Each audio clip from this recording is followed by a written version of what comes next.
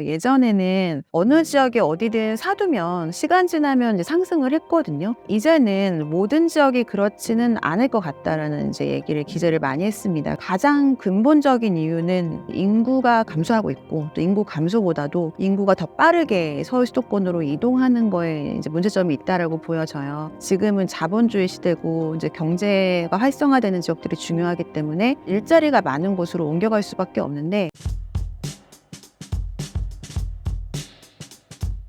네, 안녕하세요. 저는 NH농협은행 올백 자문센터에서 부동산 시장을 연구하고 분석하고 또 고객분들에게 그런 인사이트를 제공하는 일을 하고 있는 김효선 부동산 수석 전문위원이라고 합니다. 최근 부동산 시장 상황 어떻게 보고 계시나요? 2023년 이후로는 전국적으로 부동산 시장이 장기적으로 이제 하향 안정화되고 있고요.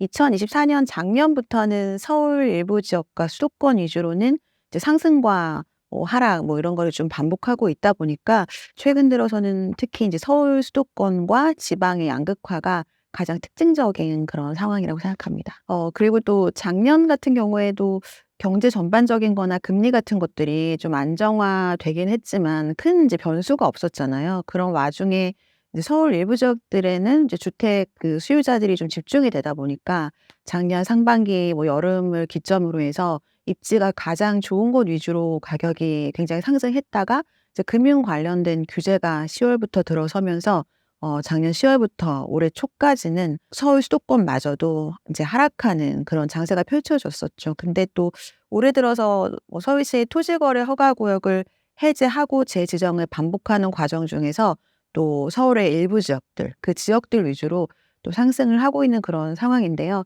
그래서 최근에는 이제 금융 관련 규제가 이제 어느 때보다도 시장에 큰 영향을 주고 있다라고 좀 보여지고요. 특히나 지방에 있는 자산가들조차도 서울에 올라갈 만한 지역들에 좀 집중을 하고 있어서 이런 전체적인 구조적인 문제 그리고 규제 같은 부분들이 인제 입지가 좋은 쪽 위주로만 이제 쏠림 현상이 지속되는 부분이 있기 때문에 올해는 또 이제 정치적인 불확실성이 있잖아요. 그래서 이런 것들이 해결이 되고 났을 때의 상황을 지켜보는 것이 좀 관전 포인트라고 생각합니다. 앞으로의 부동산 시장 어떻게 전망하시나요? 저희도 상담을 하다 보면은 다른 어느 때보다도 올해가 굉장히 쉽지 않다라는 말씀들 많이 하시거든요.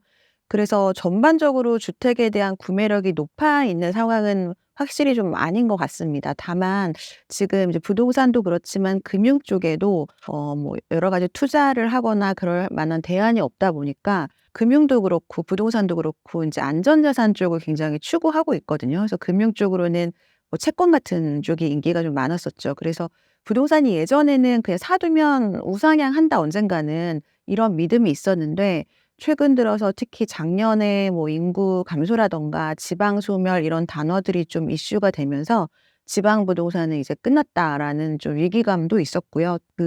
이제 대구나 경북 같은 일부 지역에는 수요 대비 공급이 너무 과잉되다 보니까 실제로 장기간 굉장히 하락하는 장세도 좀 펼쳐졌었잖아요.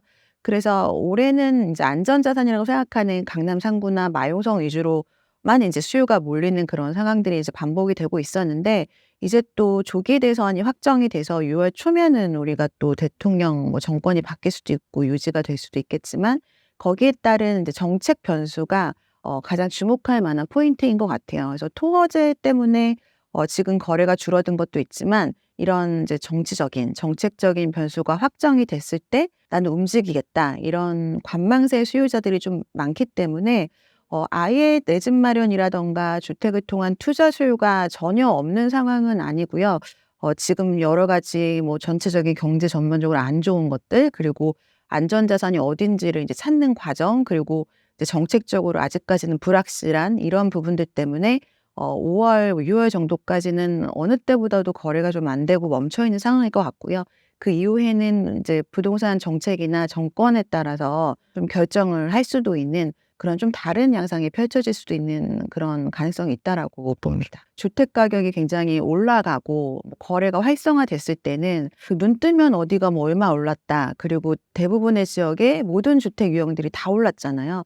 그때는 오히려 그냥 본인이 보시고 인제 거래를 막 하셨거든요. 근데 지금은 아무래도 이제 결정을 하기 굉장히 신중하셔서 그런지 이제 어디를 매입해야 될지 지역이나 단지를 구체적으로 좀 찍어 달라 이런 상담들도 많이 있으시고요. 또 특징적인 게 제가 최근에 집필한 책에도 기재를 하긴 했지만 제가 이제 상담 쪽을 한 그 경력은 10 년이 좀 넘었거든요. 그전에는 건설사에 있었었고.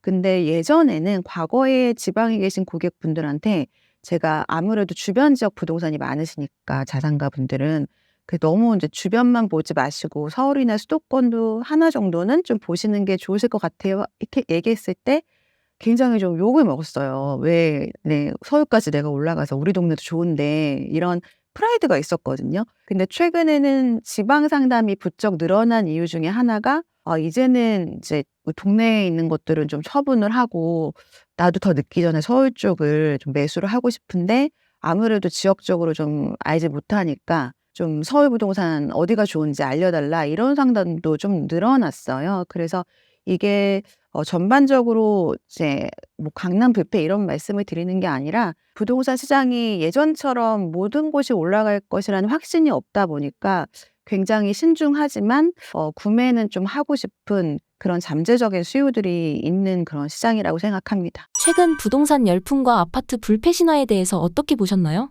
예전에 우리가 하우스 푸어라고 이제 했었었죠. 그때 장기적으로 침체에 들어가기 직전에 또 굉장히 많이 올랐을 때 대출을 많이 받아서 집을 사신 분들이 장기 침체를 겪으면서 하우스 푸어라는 그런 조롱 섞인 그런 인제 지칭을 받았었는데 최근에 또 영끌족이라고 코로나 시절에 모든 그 대출을 다 받아서 구매를 하신 분들도 이제 계셨었는데 최근의 열풍은 그때와는 좀 다른 것 같습니다. 그때는 이제 모든 분들이 집을 다 장만을 하고 또 집을 갖고 있는 분들은 계속적으로 뭐 수억이 올랐다, 뭐 수천만 원이 올랐다 이런 것들을 접하니까 '한시라도 빨리 매입을 해야겠다.' 이런 열풍이었다라고 하면 지금은 그렇진 않은 것 같아요. 그냥 급할 건 없지만 이제 '더 늦기 전에 나도 올라갈 만한 지역의 주택으로 좀 갈아타야 되지 않을까.' 이런 열풍들이 좀 많은 것 같고요. 단편적인 예가 지난해에 그 2024 년이 서울시장이 대부분이 인제 모든 지역에서 가격이 상승을 했거든요. 근데 1년 동안의 상승률을 이제 분석을 해 보면 가장 많이 오른 6개 지역이 강남 3 구랑 마용성이라고 불리는 6 개의 지역구예요. 근데 가장 덜 오른 6 개의 지역구를 보시면 그 네이밍으로 좀 외곽 지역을 네이밍한 노도강, 뭐 금강구 이렇게 불리는 뭐 인제 서울의 외곽 지역들이 가장 적게 올랐거든요. 그러니까 이게 이제 주택 시장이 너무나 좀 사람들이 관심이 많다 보니까 언론에서도 여러 가지 콘텐츠를 다루고 있고 또 이렇게 신조어를 만들어 놓으면은 굉장히 좀 각인이 되면서 거기에 대해서 더 쉽게 알 수가 있잖아요. 그래서 그런 거에 대한 학습 효과 같은 게 있어서 그런지 '올라간다.'라고 모두가 알고 있는 지역들은 이제 거래가 좀 활성화될 수 있는 여러 가지 요인이 생겼을 때 굉장히 집중적으로 그 거래를 하게 되고 그렇지 않은 이제 외곽 지역 같은 경우는 서울 안에서도 좀 거래를 뭐 미룬다거나 가격이 확실하게 낮은 가격이 아니라면은 구매를 좀 이제 뒤로 미루는 이런 현상들이 좀 나타나는 것 같아요. 그래서 최근의 열풍은 모든 지역이 아니라 정말 확실한 지역들에 한해서만 이제 수요가 굉장히 단기적으로 쏠리고 있다. 이렇게 좀 생각할 수 있을 것 같습니다.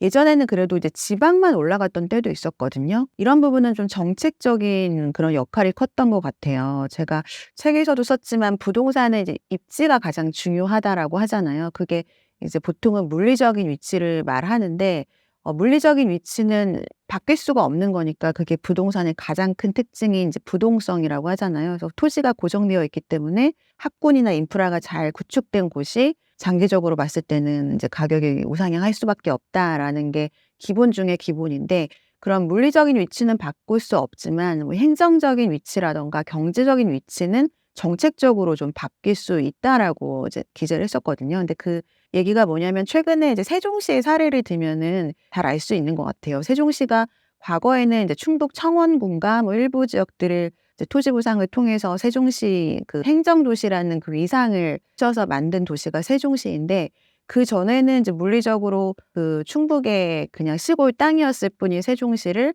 행정복합 뭐 수도라는 위상을 주면서 행정적인 위치가 인제 세종시로 바뀌었고 또 그 경제적인 위상 자체가 바뀌다 보니까 지금은 사실 서울 수도권 외에는 전국의 많은 이제 주택 구매자들이 보는 거의 유일한 지역이 세종시라고 생각을 하거든요. 뭐 투자 수요도 그렇고. 그래서 그런 식으로 정책적인 요인들 때문에 뭐 서울 외의 지역들도 올랐던 때가 있었거든요. 혁신 도시를 그 발표하고 개발했을 때도 서울은 오히려 하락을 계속 반복했는데 그 광역시가 굉장히 높은 폭으로 올랐다든가 그런 이제 사례들이 있었는데요. 최근에는 지방에 대한 개발 호재가 굉장히 좀 부족한 편입니다. 여러 가지 산업단지 개발도 그렇고 혁신도시와 유사한 기업들을 이전하거나 하는 신규 개발 사업이 없이 주택 공급도 그 이후에 생각해 보시면 3기 신도시라든가 그 재정비 사업이라든가 이렇게 도심을 통한 거나 서울 주변의 위성 도시를 개발하는 정도의 주택 공급 정책만 있었지 지방을 좀 활성화해서 지방의 신도시를 만드는 것들은 거의 전무했거든요. 그러다 보니까 이제 서울과 수도권의 양극화가 시작된 게 굉장히 이제는 10년 가까이 될 정도로 좀 오래돼서요. 이번에 양극화 현상은 예전에 그 광역시가 더 올랐던 그런 때와는 좀 다르게 좀 고착화되고 있는 그런 상황인 것 같습니다. 위원님 저서에서 대한민국 부동산은 이제 끝났다라고 말씀하셨는데 이유가 무엇인가요? 제목이 좀 자극적이긴 한 것 같은데요. 그런 제가 지금 이제 말씀드린 기조랑도 좀 유사해요. 예전에는 이제 고객들 상담해도 그렇고 통계를 보더라도 그렇고 어느 지역에 어디든 사두면 시간 지나면 이제 상승을 했거든요. 근데 이제는 모든 지역이 그렇지는 않을 것 같다라는 이제 얘기를 기재를 많이 했습니다. 그게 여러 가지 정책적인 부분이 부족하고 이런 것도 그렇지만 가장 근본적인 이유는 이제 인구가 감소하고 있고 또 인구 감소보다도 인구가 더 빠르게 서울 수도권으로 이동하는 거에 이제 문제점이 있다라고 보여져요. 우리가 주거지를 택할 때는 과거에도 그렇고 과거에는 이제 먹을 것이 많은 물줄기를 따라서 주거 지역이 형성됐던 것처럼 지금은 자본주의 시대고 이제 경제가 활성화되는 지역들이 중요하기 때문에 그런 지금의 물줄기인 그런 이제 일자리가 많은 곳으로 옮겨갈 수밖에 없는데 예전에는 이제 지방에서 부산 인근에 있는 창원이나 울산 이런 데서 공부 잘하면 굳이 서울까지 안 올라가고 부산대나 경북대 이런 데 가기도 했거든요. 근데 지금은 그 동네에서 공부 제일 잘하면 서울대 아니면 인서울 이렇게 좀 바뀐 것 같아요, 문화가. 그래서 아무리 지방에서 출산율이 서울보다 높다 하더라도 20대가 넘어가면은 서울이나 수도권 쪽으로 이동하는 인구가 많다 보니까 이제 경제적인 활동을 하기 시작할 때 자리 잡는 정착지가 자신의 이제 평생의 정착지가 될 가능성이 높거든요. 그래서 이제는 지방에서 경제 활동을 거의 이제 하지 않고 서울 수도권 위주로 하다 보니까 지방의 부동산은 당연히 이제 가격적인 면이나 이제 거래량 면에서 위축될 수밖에 없고요. 그래서 이제 좀 더 지나가면은 지방 부동산이 가격이 올라간다 안 올라간다를 논하기도 전에 이게 이제 황금성이 있느냐, 이제 팔려고 했을 때 현금화할 수 있느냐에 대한 문제가 생길 정도로 굉장히 좀 이런 양극화가 심하다고 생각합니다. 부동산 양극화에 주목하시는 이유가 무엇인가요? 양극화라는 단어도 그렇고 인구 소멸도 그렇고 이제 좀 식상하다 생각이 드실 수도 있어요. 그렇지만 이게 식상하다고 생각하는 게 정말 위기라고 생각을 하거든요. 그러니까 지금은 부동산만을 논하기 때문에 부동산 양극화만을 얘기하는 거지 아마도 많은 분들이 사회 전반적인 부분에서 양극화를 굉장히 많이 느끼고 있을 거예요. 근데 양극화가 좋다 나쁘다 선과 악으로 얘기하려면 끝이 없고요. 이게 사실 사회적인 현상인데 그 이면에는 양극화에 이제 소외된 사람들한테는 여러 가지 그 불평등이나 이런 사회의 좀 불합리함, 부조리함들을 느끼면서 살아갈 수 있기 때문에 이런 부분들을 그 사회적인 합의나 여러 가지 장치를 통해서 극복해야 되는 부분이라고 생각이 되거든요. 근데 지금 말씀드린 것처럼 인구가 한쪽으로 편중되고 있음으로 인해서 부동산 양극화가 심화되면은 여기서 소외되는 지방 같은 경우에는 개인의 자산 가치가 좀 상실되고 이런 좀 부작용이 있을 수 있지만 또 상대적으로 몰리고 있는 서울이나 수도권에서 사는 사람들이라고 해서 다 좋은 건 아니거든요. 이게 일부 자산가분들은 이걸로 인해서 굉장히 좀 더 행복을 느낄 수도 있긴 하지만 대부분의 분들은 이제 주거비에 대한 부담 그리고 너무나 복잡한 이 사회 안에서 살아갈 때 소외감이나 고립감 같은 것들을 느낄 수 있고 또 기후가 굉장히 질이 나빠지는 거나 교통체증이나 다양한 문제점이 있을 수 있기 때문에 이 양극화를 조금 해소할 수 있는 정책적인 그런 방향성을 다시 한번 정부에서는 제시할 필요가 있다라고 생각합니다. 부동산 양극화의 근본적인 원인은 무엇인가요?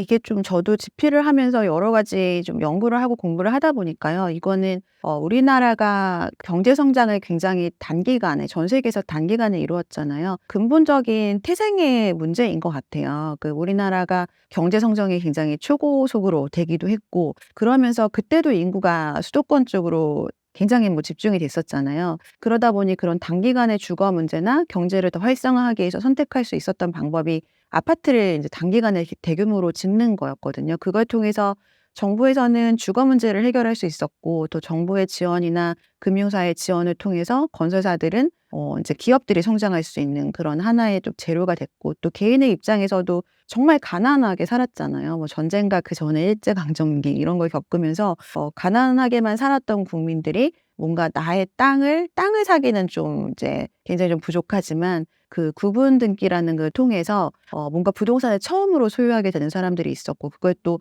금융권에서 저리로 대출을 이제 대량으로 해 주다 보니까 소액으로 샀었을 때 자본에 대한 이득이 생기는 것들도 경험을 하게 되니까 그야말로 국가와 기업과 개인의 모든 윈윈 전략이 됐던 게 인제 아파트라고 할 수 있거든요. 근데 그게 우리나라의 경제를 단기간에 성장시키고 다 같이 또 집단 문화를 형성하면서 굉장히 으쌰으쌰 잘 살게 된 하나의 그 걸음이 됐던 건 사실이지만 그로 인한 이제 폐해 같은 것들이 이제서야 좀 나타나고 있는 것 같아요. 그러니까 우리나라가 이 과거에도 그랬지만 이렇게 성벽을 세우면서 살다 보면은 그 안에서 전염병도 많이 생기고 복잡하게 살면서 그 좁은 곳에 인구가 많이 집중하다 보면 거기서 나오는 사회적인 문제들이 또 있을 수 있고 그걸로 오는 그 집단 이기주의 같은 것들도 생길 수 있고 또 아파트를 건설하면서 건설사나 이제 건축을 하시는 분들이 큰 고민 없이 계속해서 일자리가 창출이 되다 보니까 건축 문화에 있어서도 우리나라가 굉장히 좀 선진국이 됐는데 다른 선진국에 비해서는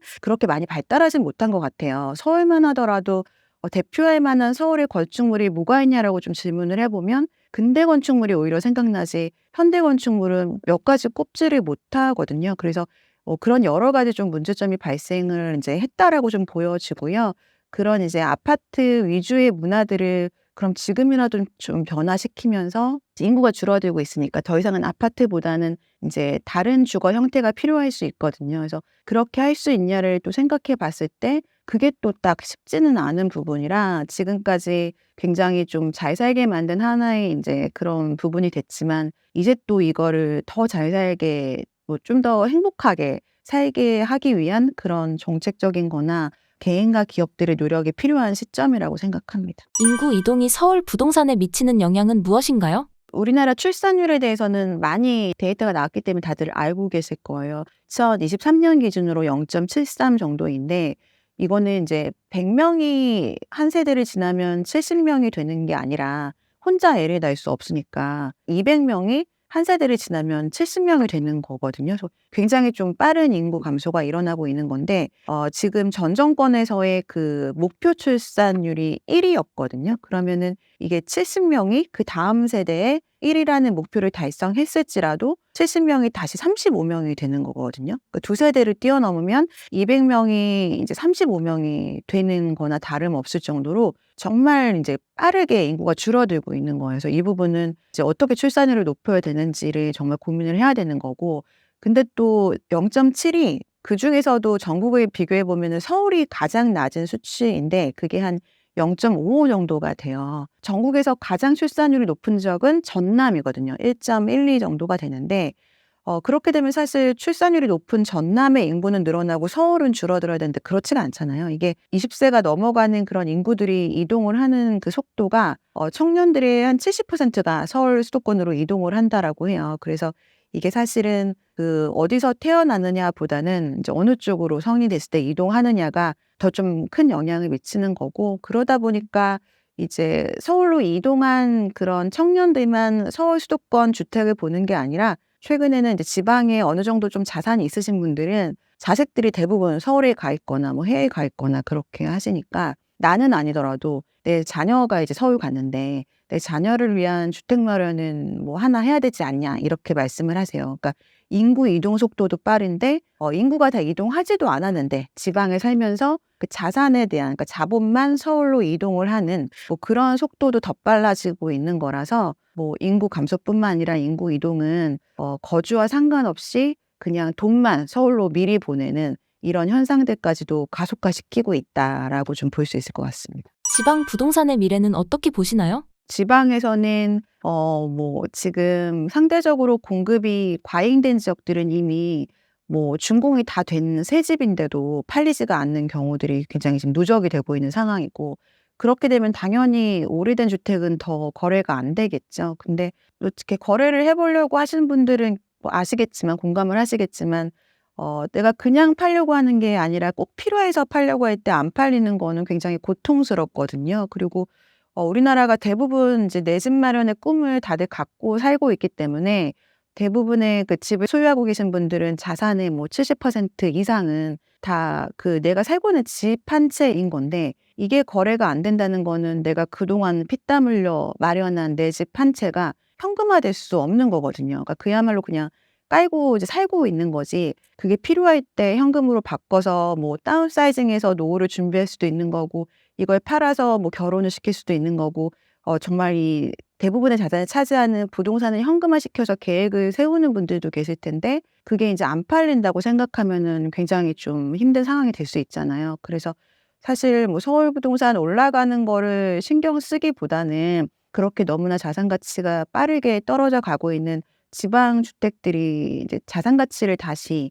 복구시킬 수 있는 그런 쪽으로 좀 고민을 해야 되는 것 같습니다. 정책적으로 뭔가를 해 주지 않으면 이런 지역 양극화를 개인이 극복하기 너무나 힘들거든요. 개인이나 기업이 극복할 수는 없는 것 같아요. 정부에서 뭔가 이제 지방을 활성화시키는 것들을 해 줘야 되기 때문에, 내가 좀 자산이 부족하고 시드머니가 부족해서 지방을 보시는 분들이라고 한다면, 굳이 내가 거주할 것도 아닌데 지방을 이제 투자 목적으로 서울을 살 수 없으니까 그냥 미리 사두겠다 하시는 것들은 조금 지양을 하셔야 될 것 같아요, 현재로서는.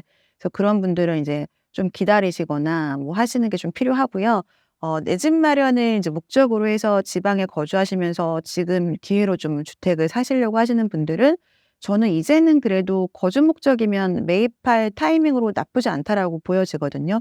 그 근거로서 울산광역시를 좀 보시면, 올해 지금 이제 5 월이 다 되고 있는데 4 개월 동안 전국에서 인제 상승한 지역이 서울밖에 없어요. 근데 서울 외에는 이제 울산이 유일하거든요. 근데 그렇다고 울산에 무슨 호재가 있냐? 그렇지 않잖아요. 오히려 울산도 인구 감소가 빠른 지역 중에 하나인데, 올라간 이유는 좀 굉장히 좀 우프게도 울산의 신규 공급이 그동안 굉장히 적었고 많이 떨어졌거든요. 그래서 많이 전국 대부분 광역시가 많이 떨어졌지만, 공급이 많이 된 지역들은 장기 침체를 겪고 있는데, 그렇지 않고 신규 공급이 좀 덜했던 지역들은 이제 떨어질 때까지 좀 떨어지다 보니까 이제 실거주하시는 분들이 매입하면서 올라가기 시작하거든요. 그래서 지방에서 거주 목적으로 매입을 하시려는 분들은 어느 지역이든 인제 먼저 올라가는 이제 아파트들은 대부분 서울과 마찬가지로 그 동네에서 그래도 이름만 대면 알 만한 그런 대장 아파트, 그리고 또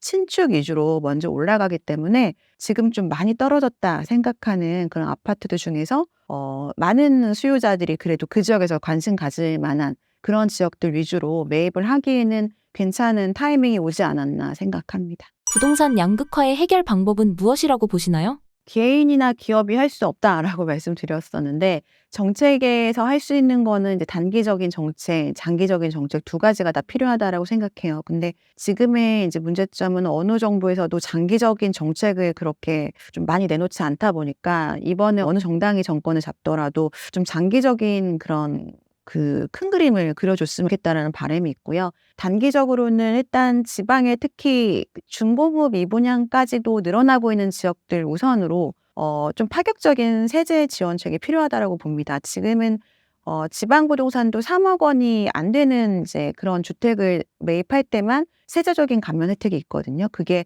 투기 수요를 차단하고 좀 실거주 목적으로만 지원을 해주겠다라는 취지가 강하긴 한데, 지금은 사실 지방은 이제 실거주든 투기든 이제 상관없이 수요가 굉장히 필요한 상황이거든요. 그래서 과거에도 지방에 이런 미분양 주택들이 늘어났을 때 했던 그런 정책 중에 하나인데, 지방의 주택들이 취득할 때는 취득세를 좀 면제를 해주고, 양도를 할 때도 5년 안에서 양도를 할 때는 양도소득세를 아예 이제 면제해주는 방식의 파격적인 지원책이 있었어요. 그래서 그런 세제적인 지원을 지방에 한해서는 검토해 볼 필요가 있다라고 생각이 되고요. 또 하나는 지금 이제 임대사업자 관련한 혜택들이 굉장히 많이 좀 줄어들었거든요. 근데 최근에 이제 그런 상담들을 몇 번 한 적이 있어요. 부산이나 대구처럼 규모가 좀 있는 광역시 같은 경우에는 최근에 미분양이 너무 심각하니까 개인이 전문적으로 임대사업을 하는 사업자분들이 그냥 아파트 한 동 전체를 매입을 하는 경우들이 있거든요. 그러니까 그런 분들은 이제 많이 가격이 떨어져 있긴 하니까 그거를 매입해서 일단은 임대로 조금 운영을 하시다가 가격이 좀 올라갈 만한 시기가 됐을 때는 이제 매각을 하겠다라는 전략을 갖고 하시는 건데 지금 한 동을 한꺼번에 사면은 또 한 채 한 채 사는 것보다는 가격적인 면에서 좀 낮게 살 수 있기 때문에 그렇게들 하시더라고요. 이런 거래를 좀 늘어나게 하려면 이런 이제 민간 사업자들에 대한 혜택들이 좀 더 있으면 그런 거래가 좀 늘어날 수 있겠다라고 생각이 되고요. 그리고 기업형 그런 이제 임대사업자들한테도 혜택을 좀 주게 되면은 이런 그 미분양들이 좀 해소할 수 있는 역할을 할 수 있다라고 생각이 됩니다. 일본의 잃어버린 30년과 같은 미래를 전망하는 의견에 대해 어떻게 생각하시나요? 네, 일본과 굉장히 유사한 흐름을 많이 보이는 거는 사실인 것 같아요. 우리나라가 또 작년 12월 기점으로 이제 초고령화 사회가 됐거든요. 그거는 인구 전체 총 인구 수의 20% 이상이 65세 이상 인구로 이제 구성이 됐다라는 거예요. 그래서 고령화 사회 이제 기준이 7%인데 가장 전 세계에서 빠르게 고령화에서 초고령화 사회로 이제 진입이 된 그런 국가입니다. 근데 이미 일본은 초고령화 사회로 이제 속해져 있고 일본 여행 가서 보시면은 이제 많은 노인분들이 여기저기서 이제 일을 하고 있는 모습을 볼 수 있잖아요. 그래서 초고령화 사회가 되는 것은 이제 부동산 시장에도 큰 영향을 미치죠. 그래서 일본 같은 경우에도 이제 과거 10년 이상 전에 이미 이제 그런 이제 부동산 시장에 대한 위기나 이런 초고령화 사회에 대한 위기를 감지하고 이걸 극복해야 된다라는 것들을 굉장히 많이 얘기를 했었는데 그게 사실은 성공적으로 되지는 못했어요. 그래서 가서 이제 보시면 아시겠지만 도쿄나 일부 지역들만 굉장히 활성화되고 있고 도쿄의 외곽만 가더라도 결혼하면 그냥 무료로 주택을 주는 이런 지원책까지 써도 이전을 안 하는 그런 상황이거든요. 근데 이제 서울도 유사하게 가고 있다라고 보여지긴 해요. 지금 서울도 뭐 수도권과 이제 비수도권 지역들 그리고 서울 안에서도 뭐 중심지와 외곽 지역에 굉장히 양극화가 심화되고 있잖아요. 그래서 일본과 마찬가지로 수도권으로 인구가 모이는 거 그리고 초고령화 사회가 굉장히 빠르게 지속되는 것들을 봤을 때는 우리나라도 유사하게 가고 있다라고 보여지고요. 근데 또 하나의 차이점은 우리나라의 국토가 굉장히 좀 넓지 않은 거죠. 그리고 넓지 않은 그 국토 안에서 굉장히 촘촘하게 그 모든 교통망들이 다 연결을 하고 있잖아요. 그래서 일본보다 좀 더 좀 빠르게 여기에 대한 대안을 좀 마련하고 노력을 하게 된다라면은 그렇게까지는 되지 않을 수 있다라고는 생각해요. 그래서 어떤 얘기냐면은 지금 또 이렇게 양극화가 된 것 중에 큰 요인으로 GTX의 너무 빠른 발달을 꼽는 분들도 계시거든요. 저도 일부는 동조를 하고 있어요. 왜냐하면 그게 혁신 도시나 이런 것들이 그 발표가 되고 기업들이 이제 지방으로 이전을 했을 때 동시에 GTX들이 많이 생겨나다 보니까 이게 한 가구 전체가 이전을 하는 게 아니라 가장만 이전을 하는 뭐 그런 식의 가구 구조가 됐잖아요. 그런 것 중에 폐해가 서울을 중심으로 이렇게 교통망은 발달했지만 그 지역 안에서의 교통망은 오히려 굉장히 지금까지도 불편하거든요. 저도 출장을 가보면 뭐 경상북도에서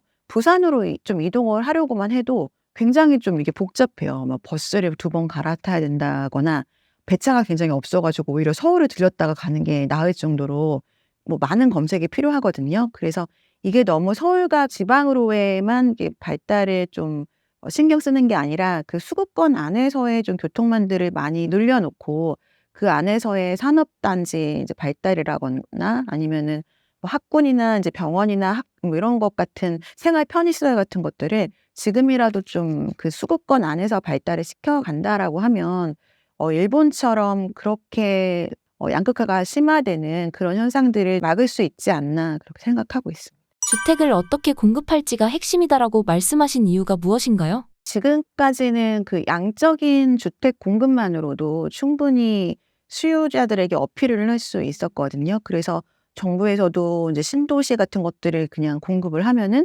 그쪽으로 그냥 알아서 수요들이 몰리는 그런 현상들이 계속해서 나타나는데 이제는 그렇게 이동을 할 만한 인구 수가 좀 적다 보니까 지금 같은 양적 공급만으로는 이제 수요자들을 끌어오기는 좀 부족할 것 같아요. 게다가 최근에 공급 부족의 가장 근본적인 원인이고 이걸 어떻게 해결해야 되나 굉장히 고민이 필요한 것 중에 하나가 사업성이 부족한 거잖아요. 그러니까 특히 도심지 같은 데들의 재정비 사업이 빠르게 될 수 있도록 대부분의 제도 개선을 다 뭐 안전진단을 거의 면제해 줄 정도로 했지만 그럼에도 굉장히 늦게 더디게 이런 것들이 되는 이유 중에 하나가 사업성 부족 이런 것들인데 그런 모든 이제 그 사업에 영향을 주는 부분들이 과거의 방식으로 해서는 이제 더 이상은 안 된다라는 거거든요. 그리고 또 수요의 트렌드가 지금까지도 공급이 따라오지 못할 정도로 바뀌었는데 이게 앞으로는 더 빠르게 바뀌어 갈 것 같아요. 그래서 이제 공급을 하는 입장에서는 그냥 좀 과거와 같은 방식에서 좀 벗어나서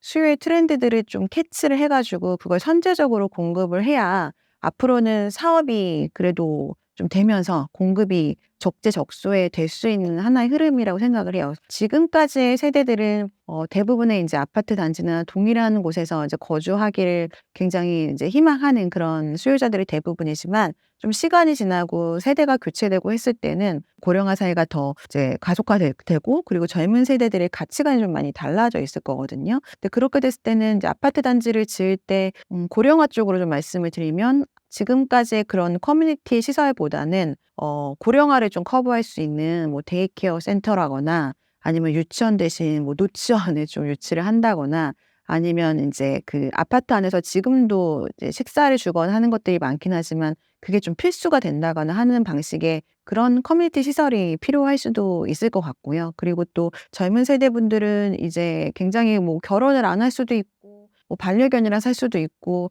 뭐 가족을 지금처럼 이렇게 꾸밀 수도 있고 굉장히 다양한 라이프 스타일을 인제 살 수 있을 거기 때문에 여러 가지 유형의 주택들이 필요할 수도 있고 또 사업 방식으로 봤을 때는 그 지금까지는 아파트를 똑같이 짓고 그 안에서 뭐 A 타입부터 뭐 A, B, C 이런 식으로 그 판상형 구조나 이런 것들을 아파트에서 만들어서 그냥 일방적으로 공급하는 방식이었잖아요. 근데 그렇게 하다 보니까 인제 똑같은 옵션이나 똑같은 이런 평형 안에서 그냥 인테리어를 굳이 안 하더라도 이제 거주를 하게 됐지만 그렇게 되니까 또 사업비가 굉장히 늘어나는 부분들도 있거든요. 그래서 이렇게 사업성이 충분하게 보장되지 않는 지역들 같은 경우에는 오히려 그렇게 하기보다는 최소화된 비용으로 주택을 그냥 이렇게 뼈대만 지어 놓고 그 안에서 굉장히 좀 유연성 있게 뭐 마감이라든가 뭐 벽지나 이런 것들을 아예 그냥 수요자들이 할 수 있도록 해 준다면은 분양 가격은 좀 더 저렴할 수 있고 또 그걸 분양받는 사람의 입장에서는 본인의 이제 입맛에 맞는 형태로 주거나 이런 것들 방 개수부터 뭐 이런 인테리어까지도 그 마음대로 할 수 있는 부분들도 있기 때문에 그런 식으로 좀 다양한 형태의 주거 공급이 필요한 시점이 이제 오고 있다라고 생각을 하고 있습니다. 부동산 정책이 시장에 미치는 영향력은 어느 정도인가요? 지금은 사실 과거와는 좀 달라져서 일단 부동산 금융에 대한 정책이 굉장히 큰 영향을 미치고 있는 걸로 보여지고요. 네, 정책적인 부분들이 크게는 이제 공급 정책과 수요 정책이 있잖아요. 근데 이제 공급에 대한 부분들은 이제 공급이 지금 뭐 활성화를 하고 싶지만 이제 부족하기 때문에 그걸로 인한 뭐 신축으로 이렇게 쏠리고 이런 현상들이 나타나는 거고 이걸 차치하고 이제 수요 쪽만 좀 말씀을 드리면 수요 쪽에는 이제 세제에 관련된 것들이나 뭐 금융 관련된 것들 그리고 뭐 청약이나 이런 관련된 것들이 좀 대표적일 수 있을 텐데 이 중에서 세제적인 부분들은 지금은 굉장히 좀 완화가 된 상황이잖아요. 근데 정권이 혹시 바뀌거나 했을 때는 이게 좀 강화될 수도 있는데 그렇게 됐을 때는 매입하는 입장보다는 사실 인제 매도하는 입장에서 더 빠르게 영향을 받을 수가 있거든요. 그러니까 과거를 생각해 봤을 때는 양도세나 뭐 종부세나 이런 게 다 전면적으로 강화가 되면은 또 똘똘한 한 채 현상 이런 게 또 한 번 이제 불거질 수 있기 때문에 매물이 지금보다 좀 적체되고 그 서울의 중심지보다는 또다시 이제 외곽 지역들 위주로 빠르게 매각하려는 움직임이 나타날 수 있는 건데 사실 또 이제 주택 거래를 활성화하는 이런 것들은 매물은 많이 나오지만 매입을 하는 입장에서는 사실 급할 필요가 없는 거라 거래량에 큰 영향을 주기는 좀 제한적인데 오히려 최근에는 수요가 확 몰렸다가 그냥 다시 확 꺼졌다 이런 단기적으로 수요를 쏠리게 만드는 가장 큰 정책이 금융 관련된 정책이라고 보여지거든요. 과거에는 그 "심리가 부동산을 이긴다." 뭐 "심리가 금리를 이긴다." 이런 얘기들이 많았어요. 그게 사고 싶을 때 대출을 받아서 언제든지 좀 그래도 살 수 있다라는 게 좀 있었다면, 지금은 DSR이라는 강력한 금융 관련 규제가 있다 보니까 내가 아무리 사고 싶어도 나의 기존 부채를 줄이거나 소득을 획기적으로 높이지 못한다면은 내가 살 수 있는 주택의 금액은 제한이 되어 있거든요. 그래서 이런 금융 관련된 규제들을 이제 풀어줬을 때, 예를 들어 뭐 몇 년 전에 특례보금자리론처럼 DSR에서 자유로운 뭐 일반형 특례보금자리론이 나왔다거나, 은행권들이 좀 대출을 뭐 50년 이렇게 상한 기간을 둬서 좀 살 수 있는 금액 제한이 좀 넓어졌다거나 했을 때 단기적으로 주택 매입 수요가 확 쏠리는 현상들이 좀 나타나고 있습니다. 그래서 특히나 금융이나 이런 공공금융 관련된 상품들을 내놓을 때는 그런 영향력이 크다라는 거를 좀 인지하고 그런 시장 영향력을 전망한 후에 이제 내놓을 필요가 있는 것 같아요. 그래서 그런 정책적인 요인들이 굉장히 시장에 예전보다 더 크게 영향을 주고 있는 상황입니다. 조기 대선에 따른 부동산 시장 분위기는 어떤가요? 아직까지는 이제 후보가 확정된 것도 있고 아닌 것도 있고, 또 이 공약 자체는 어느 곳에서도 확정적이진 않아서 이제 과거의 공약의 사례를 보고 지금 많이들 말씀을 하고 계시는데, 사실 지금까지 나온 내용으로 봤을 때는 이제 지금의 여당 같은 경우에는 사실 큰 변화는 없을 것 같아요. 지금 뭐 전 정권에서 했던 것들을 거의 이제 그대로 받아서 가는 방향이 될 것 같고, 반면에 지금의 이제 야당에서 나온 공약들을 살펴봤을 때는 예전의 공약에서 이렇게 얘기를 한 부분보다는 굉장히 완화돼서 많이들 얘기를 하고 있거든요. 예를 들어 국토보유세는 뭐 하지 않겠다라고 얘기를 하거나, 그리고 서울의 재정비, 도심 재정비 이런 것들은 활성화하는 좀 완화책을 많이 펼치겠다, 이런 얘기들을 많이 하기 때문에 예전에 전 정권, 문재인 정권 때보다는 많이 완화된 정책을 펼쳐질 거라고 예상이 돼요. 근데 그런 발언들이 사실 지금 이제 여당이 만약에 동일한 발언을 했다면 신선하지 않을 정도로 지금 정책의 기조랑 크게 다르지 않은 부분이거든요. 지금도 공급 위주의 정책을 쓰고 있고, 또 지금도 도심 재정비 위주로 많이 이제 완화를 하고 있는 상황이라서, 그런 기조가 유사하다고 했을 때는 정책적인 그렇게 큰 변화는 없을 수 있다라고 생각이 돼요. 그리고 또 그렇게 얘기를 한 그 기조 자체도 당연할 수밖에 없는 게, 무조건적인 규제를 할 거야, 이건 사실 문제잖아요. 시황을 보고 예상을 하고 정책을 인제 얘기를 하실 텐데, 그런 면에서 봤을 때는 지금은 주택 시장이 굉장히 전국적으로 하향 안정화되고 있기 때문에 굳이 큰 규제를 할 필요는 없는 시기거든요. 그래서 이렇게 좀 얘기를 하는 것도 굉장히 일리가 있다라고 생각을 해서요. 이게 만약에 인제 누군가 당선이 되고 나서 시황 자체가 바뀌게 됐을 때는 뭐 규제가 심하게 갈 수도 있겠지만, 그렇지 않은 상황에서는 '당분간은 큰 변화가 있지는 않겠다.'라고 생각이 되고요.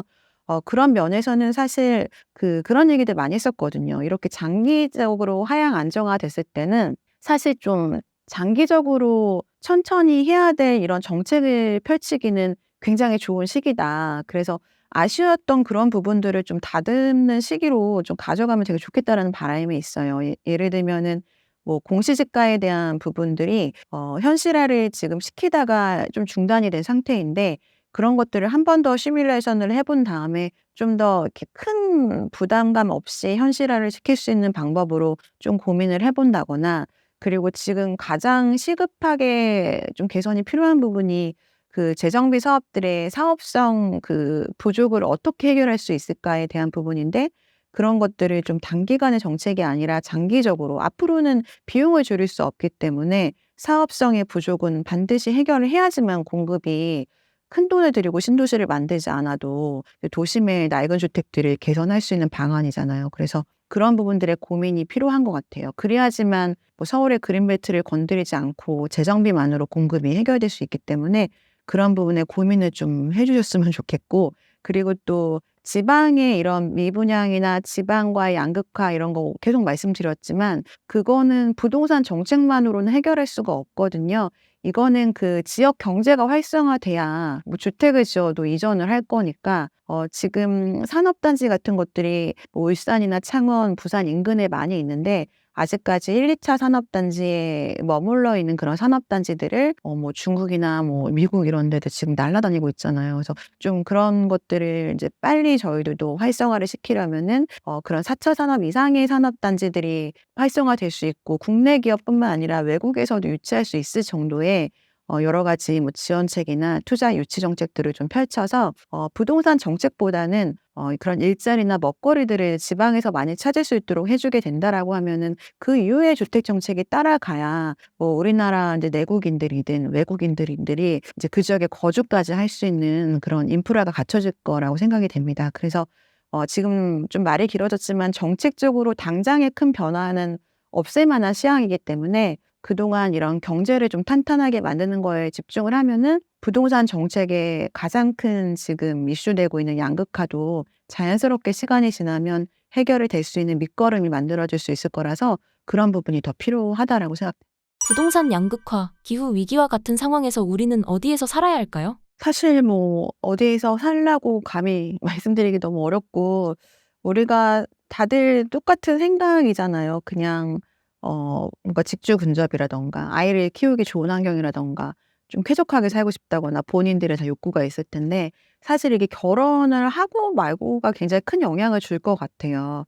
그러니까 결혼을 안 했을 때는 좀 더 자유롭기 때문에 뭐 사실 뭐 임차로 여기저기 살아보는 것도 좋고 뭐 직장에 따라서 이렇게 움직이고 이런 것들도 큰 부담이 없지만 결혼을 하고 이제 가정을 인제 좀 세우고 자녀들을 키우다 보면은 아무래도 아이들이 학교를 쭉 이어서 다닐 수 있을 만한 곳에 정착을 하고 싶어 하기 때문에 강남이 굉장히 인기가 있고 강남이 좀 이제 여의치 않으면 신도시 위주로들 젊은 부부들이 많이 이제 모여드는 이유잖아요.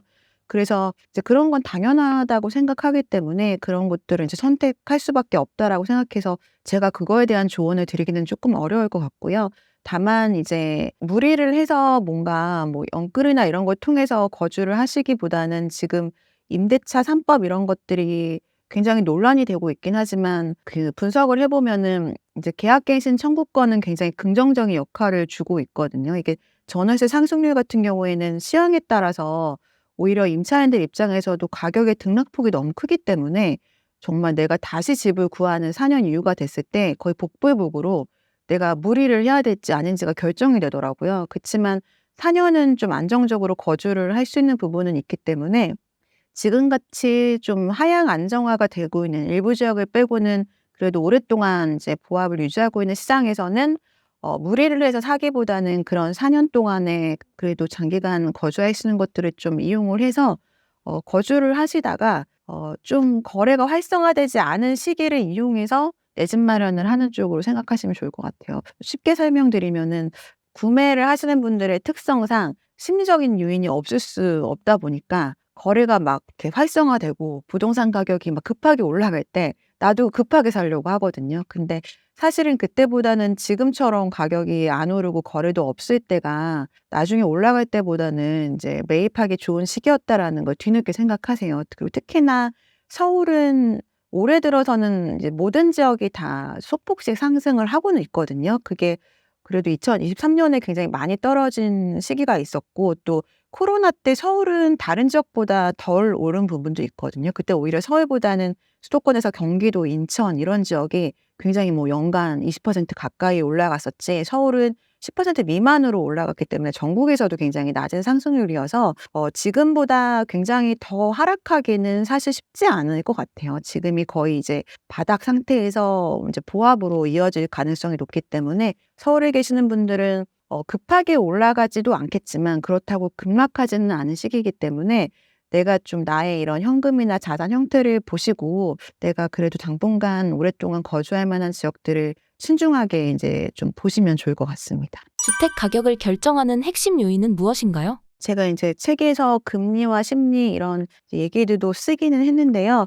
아무래도 지금 가장 중요한 두 가지가 이제 금리적인 부분 그리고 심리적인 부분인 것 같아요. 그러니까 심리적인 이유라고 쓴 거는 최근에 그게 또 굉장히 심화되고 있는 것 같은데 작년에 여름이 굉장히 뜨거웠잖아요. 작년이 한 5 월부터 8월 정도까지 정말 '이렇게 오른다고?' 할 정도로 마용성 위주로 너무 인제 급격하게 가격이 올랐는데 그게 사실 인제 큰 이유가 없었거든요. 그냥 전반적으로 동일한 상황에서 마용성 위주로 인제 가격이 좀 올라가기 시작하다가 그게 이제 DSR 2 단계 규제가 또 뒤로 미뤄지는 거를 맞물려서 단기간에 확 집중되다 보니까 이제 뭐 주말에 막 6 팀, 7 팀씩 막 가서 보시고 막 급하게 거래하고 이게 심리적인 부분이 가장 좀 컸던 걸로 보여지는데 그렇기 때문에 이거는 이제 비과학적인 얘기긴 하지만 그런 심리적인 거를 인제 방관할 수는 없어서 이런 부분들 때문에 오히려 좀 합리적인 선택을 하려면 이렇게 좀 하향 안정화되는 시기에 보라고 말씀을 드린 거고요. 그거 외에 금리는 좀 시장에 큰 영향을 주는 것 같습니다. 이게 금리 자체가 이제 DSR을 통한 강화가 우리가 되고 있지만 대출 금리가 특히 어느 정도 수준이 있느냐에 따라서 매월 내는 이자가 달라질 수 있고 또 빌릴 수 있는 금액에 대한 기준도 달라질 수 있기 때문에 앞으로 금리가 계속해서 떨어질 걸로 예상이 되잖아요. 그래서 그 대출 금리가 얼마인지를 좀 보시고 주택을 매입하는 이런 것들이 좀 중요해 보입니다. 그리고 또 하나는 금리를 상쇄할 만큼 인제 좀 강력한 정부의 공공금융 상품들이 나올 때가 있어요. 지금은 우리가 저출산 시대다 보니까 출산하는 가구나 또 신혼부부나 청년들한테 집중이 되어 있잖아요. 그래서 그런 것들을 활용할 수 있는 그런 이제 특정 계층에 계시다면은 그런 것들을 이제 충분히 활용하셔서 주택 매입 쪽으로 하시는 것도 좋을 것 같고 또 실패한 정책 중에 하나라고 이제 평가를 받기도 하는데 혹시라도 일반 특례보금 자료론 같이 뭐 소득에도 상관없고 뭐 DSR에도 포함되지 않는 그런 금융 상품이 나왔을 때는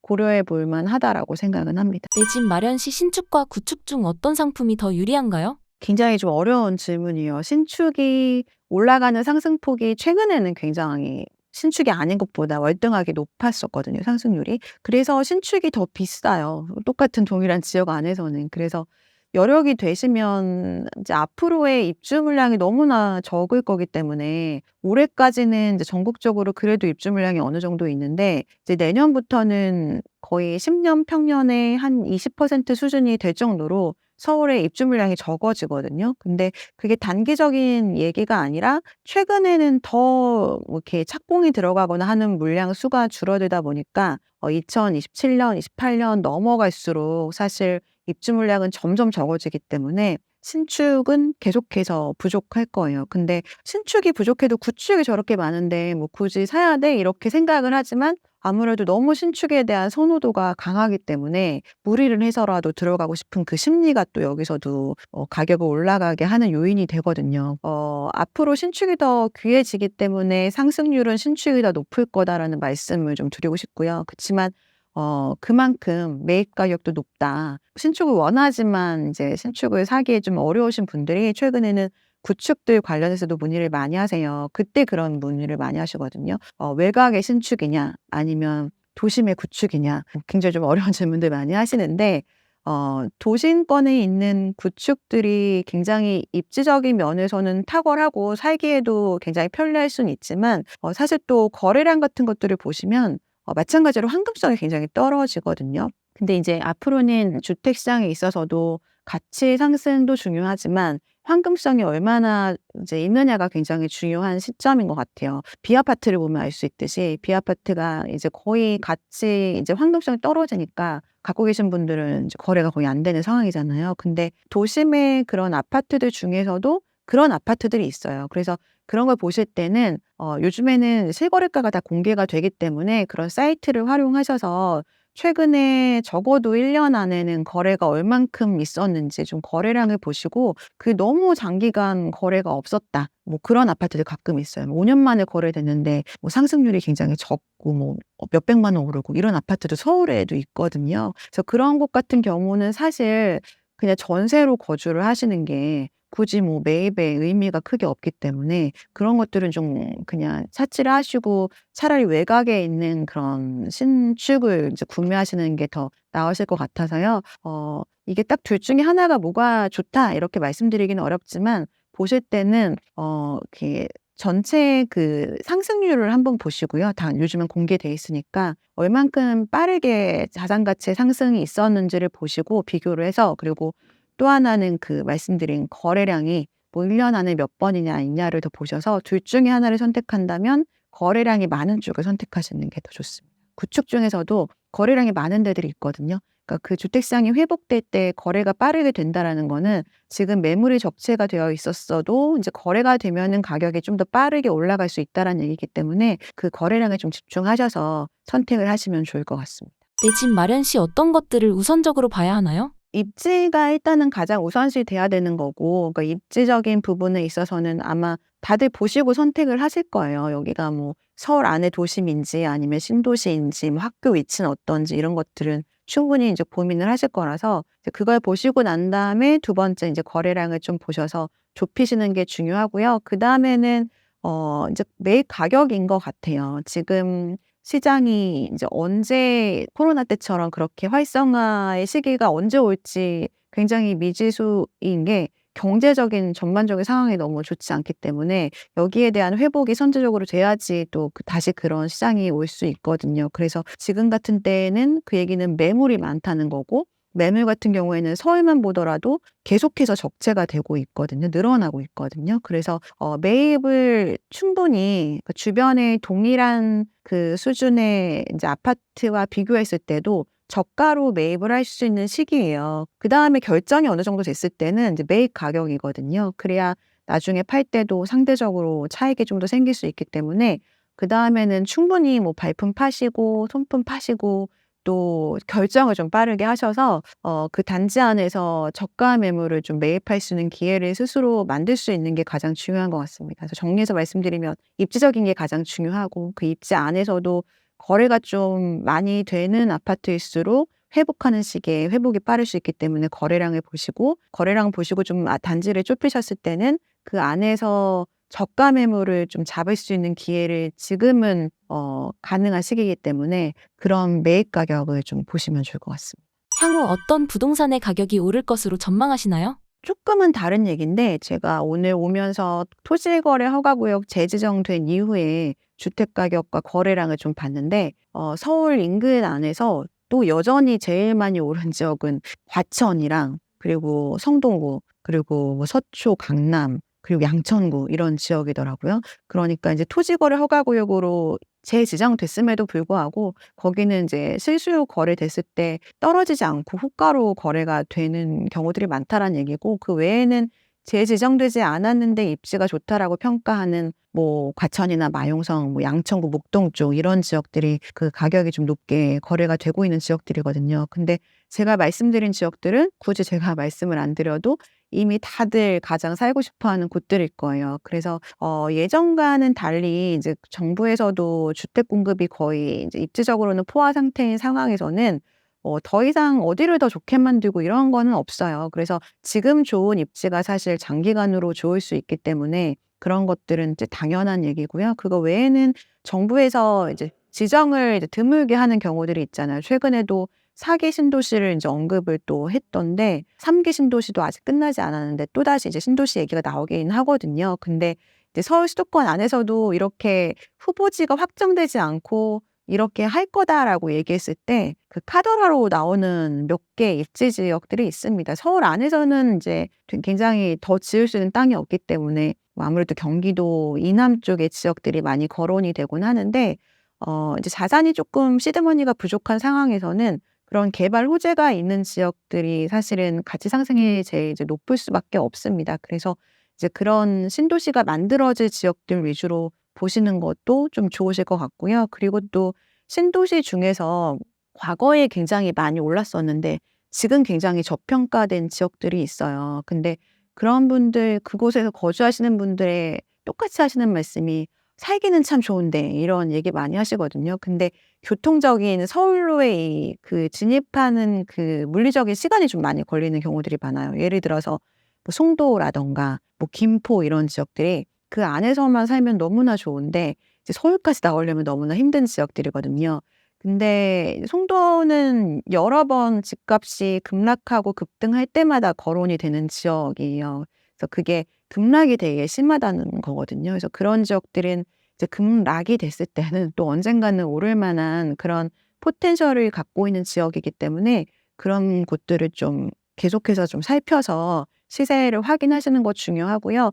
그리고 또 김포 같은 곳도 인제 지금 굉장히 많이 가격이 장기적으로 침체가 되어 있긴 하거든요. 근데 지금 같은 때에 그래도 그 안에서 한번 보시는 것도 좋을 것 같아요. 이렇게 말씀을 드리는 이유가 그냥 무조건적으로 가격이 이제 급락이 심하다고만 해서 거기를 보시라는 말씀을 드리는 건 아니고 그 안에 거주민들의 만족도가 굉장히 높은 지역이라는 공통점이 있거든요. 근데 살기가 되게 좋은 지역인데 여러 가지 때문에 과거 대비해서 뭐 거의 절반 정도로 가격이 지금 시세가 다운되어 있다 하는 곳들은 언제든지 실거주가 만족하는 지역이기 때문에 투자에 대한 수요가 들어올 수 있는 지역이라서 그런 지역들이 가장 최상위 입지에 들어가기 전에 한번 접근해 볼 만한 지역이라고 생각됩니다. 신사임당 시청자분들을 위한 한마디 부탁드립니다. 네. 요즘 같은 때가 사실 굉장히 경제적으로도 다 살기 어렵다고 많이 말씀하시고 또 인제 어디가 오를지 또 어디가 인제 자산 가치가 없어질지에 대한 판단이 너무 어려운 시기라서 굉장히 고민도 많이 하시고 그러다 보니까 이렇게 신사임당 같은 채널들도 굉장히 눈여겨 보실 텐데요. 이제 상담을 하다 보면 가장 어려운 이제 분들이 이렇게 비슷한 유형의 의견을 너무 많이 들으시는 분들이에요. 근데 부동산 가격은 인제 제가 최근에는 인제 도시공학 쪽으로 다시 학교를 온 이유도 이제 이런 부동산 측면뿐만 아니라 거시적인 측면에서 이제 '부동산을 봐야 된다.'라고 생각해서 인제 좀 연구를 하려고 들어왔는데 통계적으로도 부동산 가격이 전혀 예측이 안 되더라고요. 그러니까 여러 가지 그 분야 중에서 부동산 가격을 정확하게 예측하기에는 너무나 영향을 미치는 요인이 많기 때문에 확실하게 뭐 떨어진다, 확실하게 오른다 이런 건 절대 없습니다. 그래서 너무 무리하지 마시고 이렇게 공부하시고 전반적인 시황과 정책 변화를 늘 이렇게 깨어서 이제 보시되 너무 이제 급하게 움직이시거나 너무 비관적으로 생각하시는 극단의 생각은 좀 자제하시고 중립적인 면에서 생각을 하시면서 좀 좋은 타이밍을 잡으시기를 인제 권유드리겠습니다.